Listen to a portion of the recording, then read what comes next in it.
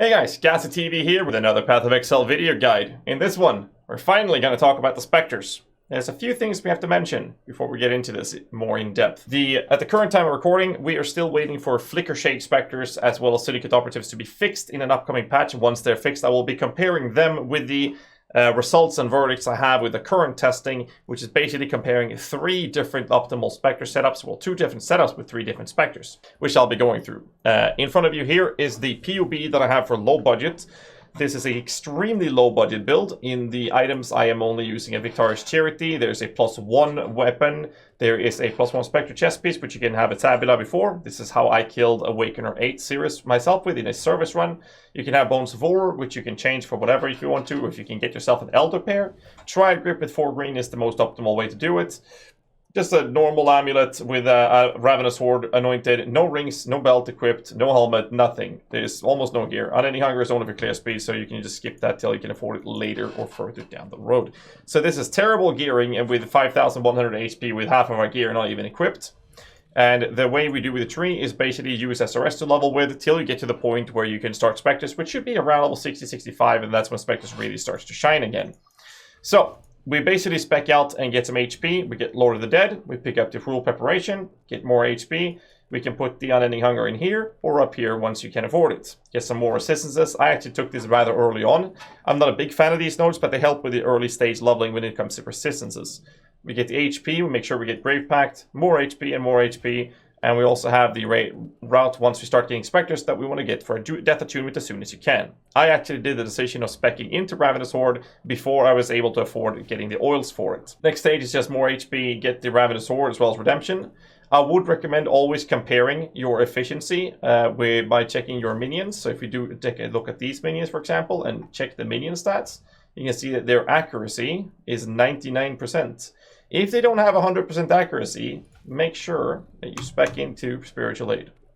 This will cap their accuracy at 100%. So always make sure that you double check your character's PUB by making sure your minions have 100% accuracy. This is very important. It's a big DPS loss if you don't have it. I did decide to actually include a Cluster Jewel in the low budget version, and basically you buy the cheapest minion damage Cluster Jewel you can find. In this case, we have a 12 passive with 2 sockets, of course, with minion damage. Alter Ratio craft it, or Scour Alk it, or Cast Bound, whatever you want, just to get like a renewal craft. You don't really have to worry about it. And then you want to pick up the renewal and spec into the jewel slots. And I've taken away medium clusters for this approach to make it as cheap as possible. And the small clusters is basically 2 big options. There's a notable called Fettle, which gives you more HP. I actually decided to go for Surging Vitality. Now these jewels cost like 5 chaos on the market. These jewels gives you every 4 seconds to regenerate 10% of your life over 1 second. It is absolutely not a reliable stat to, well, it's not a stat you can rely on reliably. That's a lot of reliability in there. They did help a lot with the chaos damage on the ground or fire damage on the ground, and that's why I decided to go for 2 of these. It was actually a lot smoother to play the build when I had 2 of these, and they're very cheap. So that's why I went with when it comes to the small clusters. Other than that, the Ascendancy nodes is straightforward as usual. Rush down to Unnatural Strength, and then you pick up Commander Darkness or Mystery of Sacrifice in whichever order you prefer. And the itemizations is, like I said, super cheap. This is solo self-found available gear. This is no problems whatsoever to achieve.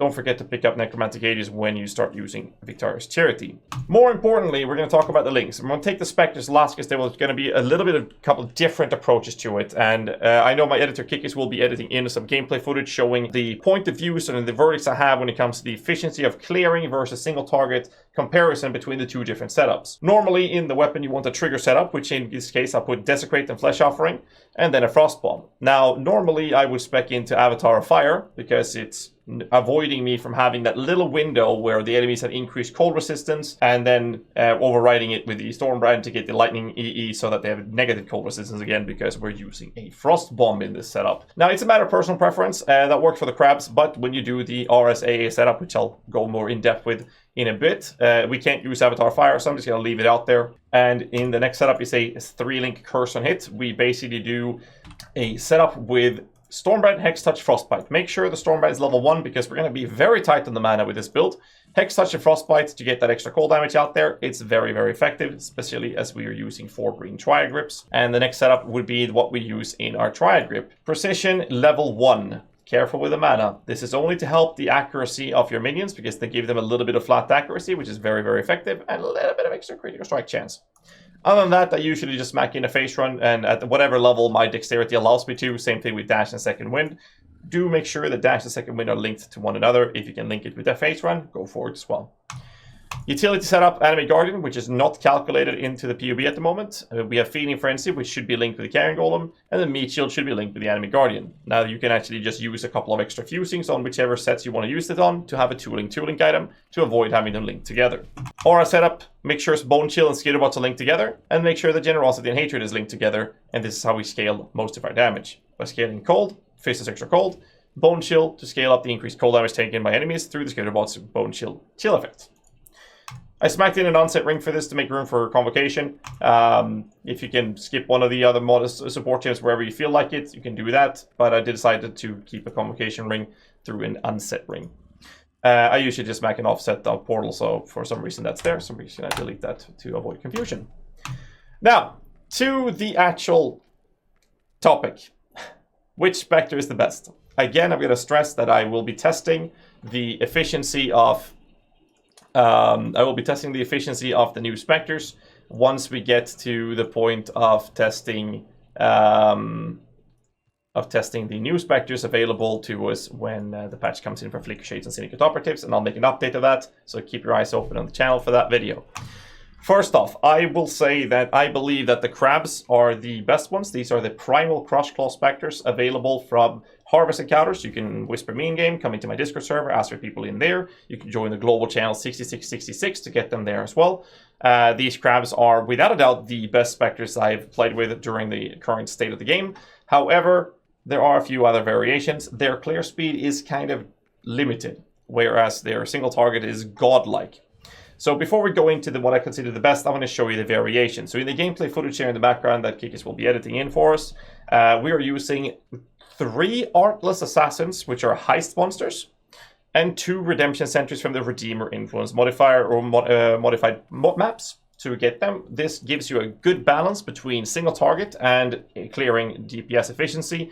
They clear very, very effectively, like super effectively. Problem though is that they have a very drastically lower amount of single target DPS. Now that was fine for Cirrus, it was fine for Conquerors, it was fine for map bosses. Hell, it was fine for like 60% Delirium maps in tier 16s as well. But as soon as you did any of the Maven invitations, and I didn't want to dare to try them out versus Maven herself, the DPS lack was very drastic compared to the crabs. But the clear speed was so fast, it was crazy. So the setup you want to use on a low budget Ray Spectre for the RSAA combo would be Ray Spectre with Predator support and Vicious Projectile, elemental damage with attacks, minion damage, and hypothermia. Now, to change this single target damage setup to a clearing setup, there's a 2-gem swap. First, you put GMP in instead of Vicious Proj or Hypothermia, and the other one switches for either Chain, Pierce, or Fork, or most preferably an Awaken Fork, if you can afford that, because that makes their clearing insanely effective. If you, however, have a juiced up helmet, and a juiced up helmet looks something like this. This is a cheap version of a high budget helmet. This is +3 socket minion gems, minion damage, hypothermia, and then crit. So basically we're looking at minion damage and hypothermia will be ruled out from the links already. In such a setup with the helmet, we are instead linking Ray Spectre with Predator and Vicious Projectiles and Slower Projectile because we already have Hypothermia. And then for single target, we switch the green sockets out for GMP and Fork Chain or Pierce, or if you can afford, an Awaken Fork. And that's how the setup looks for the Artless Assassins and Redemption Sentry combination. For the crabs, as you can see in the gameplay footage here in the background, the single target is absolutely obnoxious. I've been killing everything in the game with them. I've been destroying the biggest invitation from Maven, the Feared, with the Chayula, Cortex, what was it? Uratsiri, Shaper, and Elder, which was a very interesting fight. It was it was nasty. My enemy guard actually died to Atsiri's lightning strike. So kill Atsiri first, if you're gonna try that out. So the setup for 6-link chest piece version of the crabs would be Ray Spectre, Predator, Melee Fist, minion damage, elemental damage with attacks, melee splash for clearing, And I actually liked using Feeding Frenzy in this specific setup in the higher budget. I wasn't a big fan of it on the lower budget, so feel your way forward, see what you prefer if you want to use Feeding Frenzy or keep Predator in. But basically the gem swaps would be that Predator for single target and Multi-Strike for single target. And for clearing, you change those two for Feeding Frenzy and Melee Splash instead, and that would be the setup you use in a 6-link chest. Now again, to reflect this over to the helmet version of this, the crabs would instead use Ray Spectre, Melee Physical, Predator, and Multi-Strike, and the gem switches would be just as before. We changed the Multi-Strike for a Splash, and we should actually be able to purchase an Awaken Splash. I think they're like 5 or 10 chaos, super cheap and very, very effective. And again, depending on how you feel, you change the Predator for a Feeding Frenzy for the sake of clearing. So that's basically the helmet setup. Obviously, there will be a link for this PUB in the descriptions below. I will have some more updates for you boys, and I will actually, since we know that the Flickershade and Syndicate Operative patch is coming, either later tomorrow or later, either way, I will wait with updating the forum guide, which is linked in the description below as well, but once the patch is out, so I know which one will be the absolute best Spectre choice for us, I will update the forum guide for you boys as well, but for now, this is what I can give you. I will also, in that guide, go more in depth of how you can craft the specific items. I will also go more in depth how you can craft the higher budget items, thanks to Harvest Crafting being available in the game. So the guide will be very extensive, and I hope you guys will enjoy it. And yeah, that's all I have for you.